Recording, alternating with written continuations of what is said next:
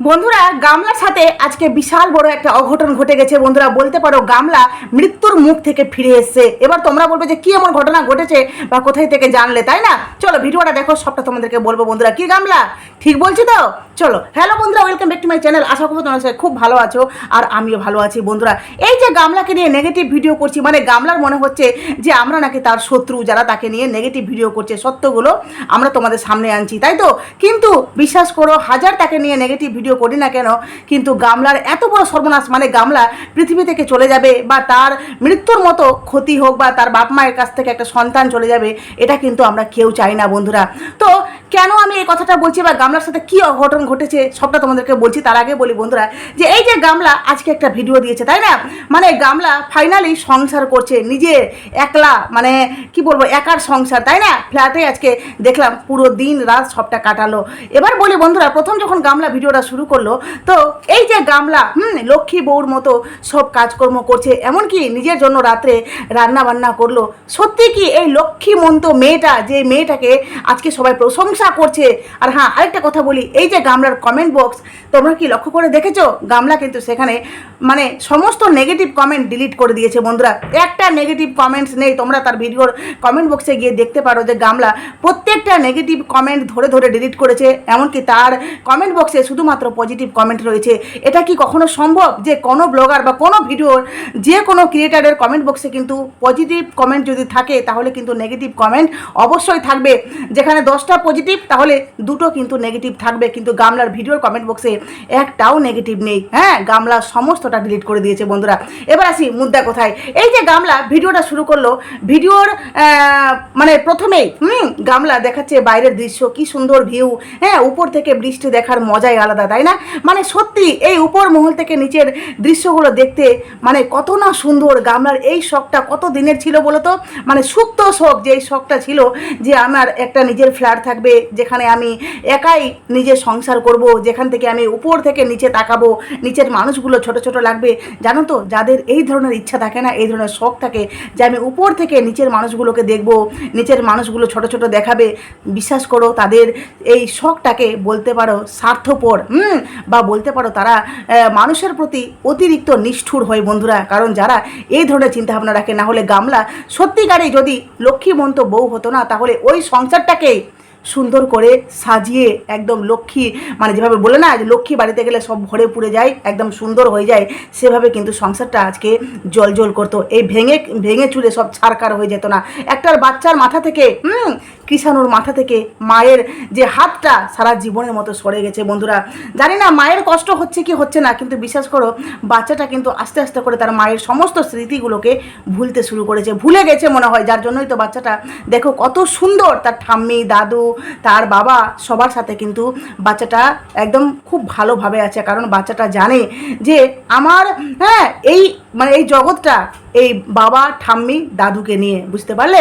তো এই যে গামলা ভিডিওটা দেখলাম বেশ ভালো, বাইরের পরিবেশ দেখিয়ে শুরু করলো। তারপরে বলছে যে বাইরে কি মাছের জন্য মাছ নিয়ে যাচ্ছে, সেগুলো এত গন্ধ যে গামলা স্প্রে করতে করতে, মানে রুম স্প্রে করতে করতে বলছে অর্ধেকটা থেকে একটু কম, মানে অনেকটা আমার শেষ হয়ে গেছে বিগত 2 দিন ধরে, তাই না? মানে এত গন্ধ। তাহলে ভাব গামলা, যেখানে তুই থাকছিস ডেলি ডেলি করবে, তাহলে তো তোকে মানে ফ্রেশনার সবসময় হাতে বা স্টক রাখতে হবে, তাই না? যেহেতু গন্ধ, বল একদিকে কষ্ট, একদিকে সুখ নিতে গেলে একদিকে তো কষ্ট নিতেই হবে, তাই না? তো তারপরে দেখালো গামলা যে বেশ মানে মা মেয়ে খুব আনন্দ করে খাওয়া দাওয়া করছে, খুব মজা করছে। কিন্তু পুজো পাঠ আজকে দেখানো হলো না। মানে কালকে বৌদি ছিল বলে হয়তো পুজোটা বৌদি করেছে। আজকে যে গামলা আছে, গামলা তো স্নান করলো সেই কতক্ষণে, তাই না? তারপরে স্নান করার পরে কিন্তু গামলা শুয়ে গেছে। আজকে কিন্তু পুজো পাঠটা দেখানো হলো না। মানে নতুন ফ্ল্যাট, নতুন জায়গা, নতুন বাসস্থান, যেখানে পুজোটা কিন্তু আমার মনে হয় সবচেয়ে বেশি ইম্পর্টেন্ট, তাই না? তো গামলা সেটা দেখালো না, গামলা স্কিপ করলো। এবার মা রান্না বান্না করে খাওয়া দাওয়া করছে। মা তাড়াহুড়ো করে কোথায় যাবে বন্ধুরা? বাড়িতে যাবে। মানে মা একদিন থাকলো, দুদিন থাকলো, তাই না? মানে যেদিন এসেছিলো ফ্ল্যাটে পুজো, তারপরের দিন মনে বৌদি চলে গেল, তারপরের দিন মা চলে গেল।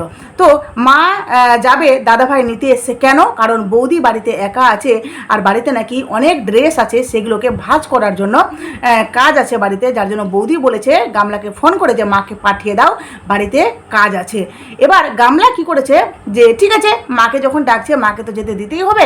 তো মা ফাইনালি বাধ্য, মানে বৌমার কথা মতো মা বাধ্য, শাশুড়ি মা বাধ্য বলে শাশুড়ি মা হন্তদন্ত করে সব গুছিয়ে, এমনকি খাচ্ছে, খাবারটাও সে শান্তি করে খেতে পারছে না, কারণ নিচে কিন্তু ছেলে দাঁড়িয়ে আছে। পয়েন্ট টু বি নোটের বন্ধুরা, নিচে ছেলে দাঁড়িয়ে আছে আর মা হন্তদন্ত করে রেডি হয়ে বেরিয়ে পড়লো। ফাইনালি দাদাভাই উপরে আসলো, গামলা কত আদর করছিল দাদাভাইকে, দেখলে তোমরা? আয় আয় আয় আয় আয়, বস বস বস বস, গরম গরম, মানে কি আদিক্ষেতা, তাই না? এই মেয়ে যখন প্রথম বাপের বাড়িতে যাচ্ছিল তখন কিন্তু এই দাদা অ্যালাউ করেনি। এই দাদা যখন থেকে শুনেছে যে গামলা নিজের জন্য আলাদা একটা ফ্ল্যাট নিচ্ছে, তারপর কিন্তু দাদাভাই হাসি খুশি এই মুখটা ক্যামেরার সামনে নিয়ে আসতো, কারণ দাদাভাই চায় না যে গামলা ওদের বাড়িতে, মানে বাপের বাড়িতে পার্মানেন্টলি থাকুক, যেখানে বলা হচ্ছিল না বন্ডিং ফ্যামিলি। হ্যাঁ, এই বন্ডিং ফ্যামিলি সত্যি বন্ডিং নেই গো। কারণ বন্ডিং থাকলে গামলাকে এই ফ্ল্যাটে থাকার প্রয়োজন পড়তো না। এবার তোমরা বলবে যে তার নিজের একটা বাসস্থান থাকা দরকার, অবশ্যই দরকার। কি বাপের বাড়ি মেয়েদের নিজের বাসস্থান হতে পারে না? বাপের বাড়িতে ছেলের যেমনি অধিকার, মেয়ের সেমনি অধিকার হতে পারে না?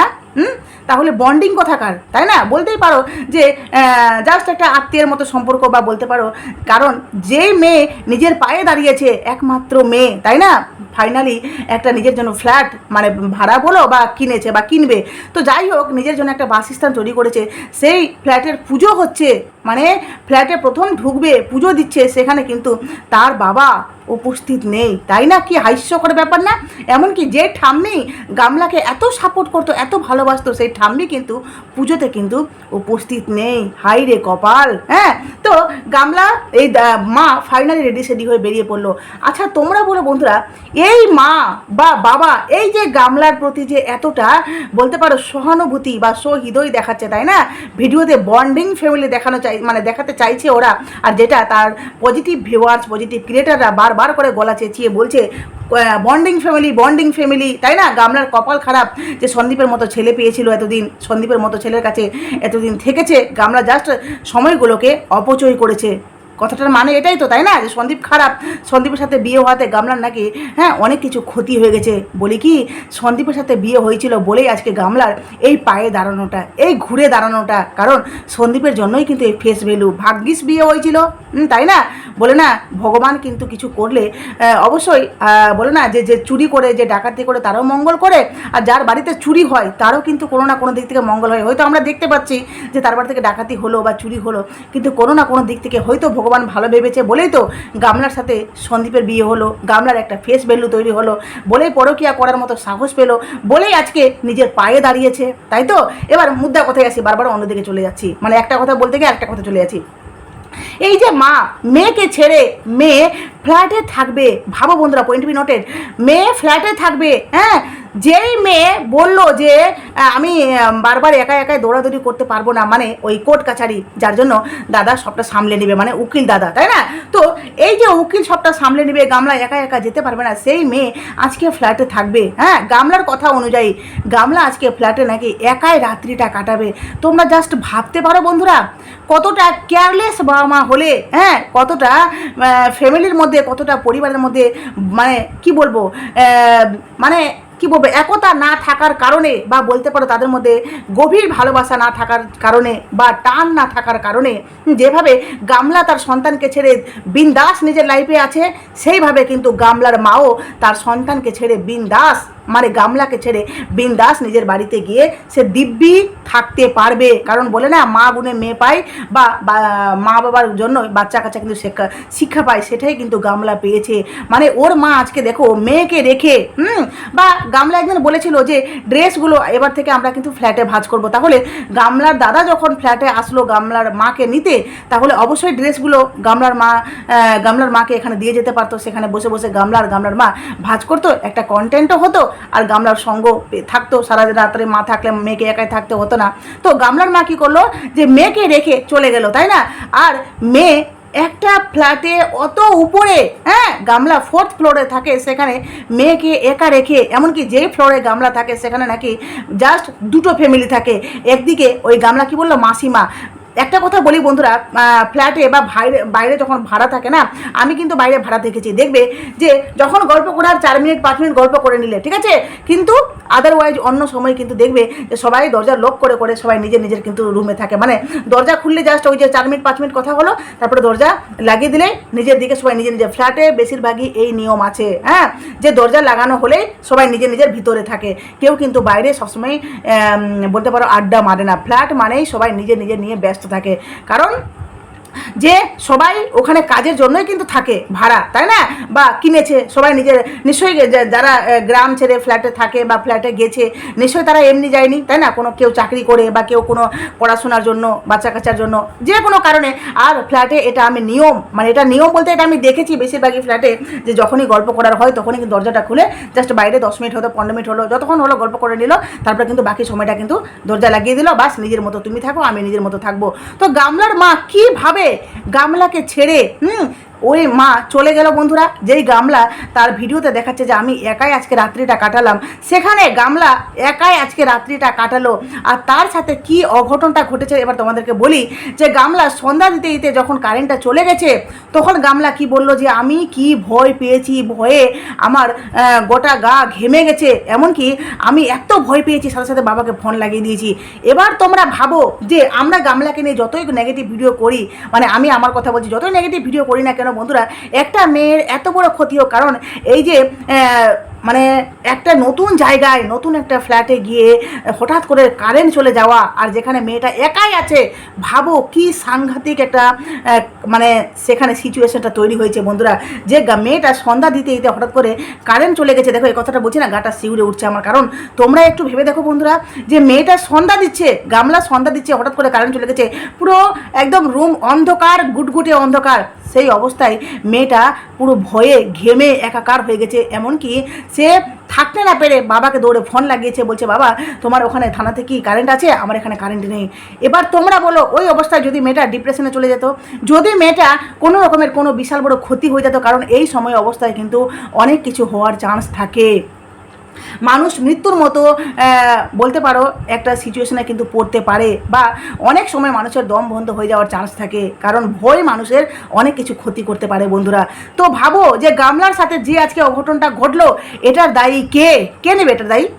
কে নিবে বলো? তার বাপ মা, কেমন বাপ মা যে একমাত্র মেয়েকে এত ভালোবাসে নাকি সেই মেয়েকে ফ্ল্যাটে একা রেখে, এমনকি অন্য একটা জায়গা, অন্য একটা কি বলবো, একদম পুরো পরিবেশ অন্য, যেখানে গামলা চেঁচিয়ে কাউকে কিছু বলতে পারবে না, মেয়েটা নিজেই নিজের মুখেই বলছে যে আমি ভয়ে পুরো একদম ঘেমে টেমে একাকার হয়ে গেছে।